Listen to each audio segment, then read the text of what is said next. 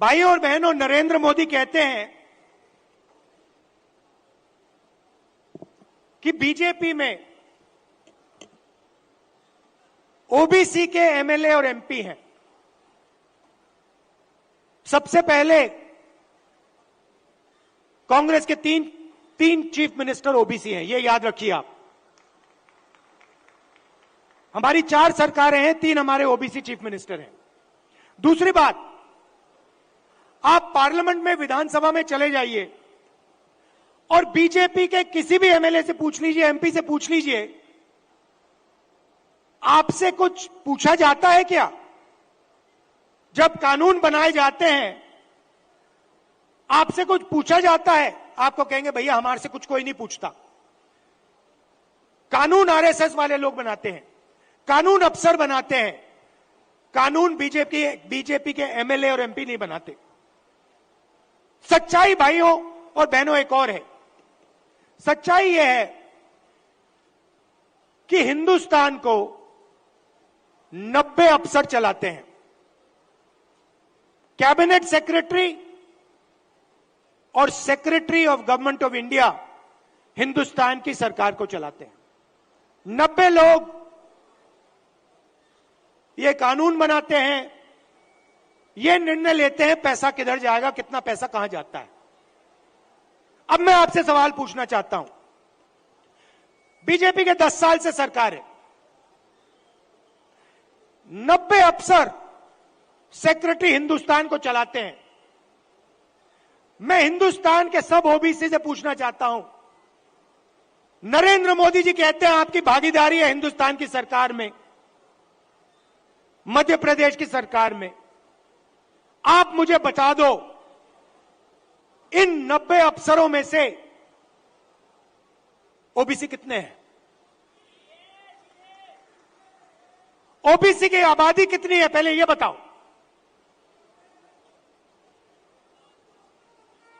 कितनी आबादी है ओबीसी की हिंदुस्तान में? देखो, कोई जवाब नहीं दे सकता, कोई जवाब नहीं दे सकता। क्यों?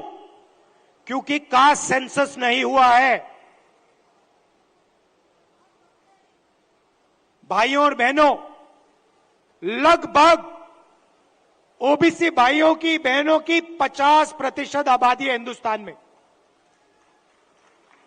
बात समझिए, आबादी 50% है और 90 में से 3 अफसर ओबीसी के हैं।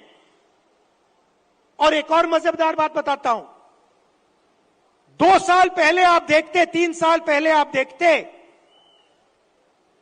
तो हिंदुस्तान की सरकार में, नरेंद्र मोदी जी की सरकार में 90 में से 0 अफसर ओबीसी से थे।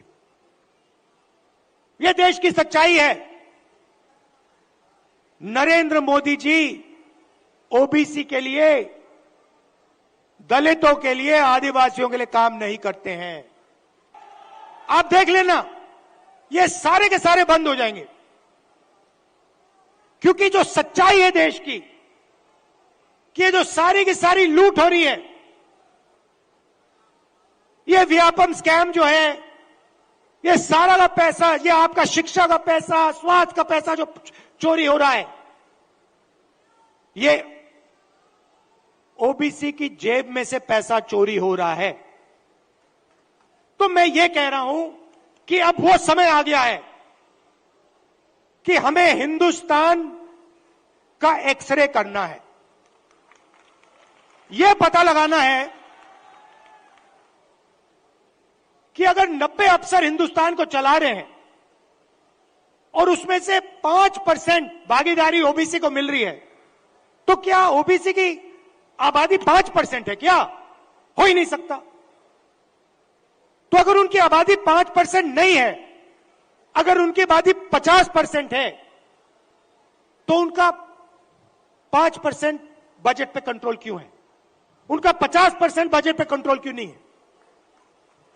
अब जब मैं ये सवाल उठाता हूं, बीजेपी के लोग कांपने लग जाते हैं, नरेंद्र मोदी जी भाग जाते हैं, अमित शाह जी कुछ और कहते हैं, हिंदू मुस्लिम कहेंगे, नफरत फैलाने की कोशिश करेंगे। भाई और बहनों, देश के सामने एक ही मुद्दा है, कास्ट सेंसस। ओबीसी कितने हैं और उनकी भागीदारी कितनी होनी चाहिए, यह हिंदुस्तान के सामने सबसे बड़ा सवाल है। और कांग्रेस पार्टी की हिंदुस्तान में सरकार है, पहला काम यह हम करके दिखाएंगे।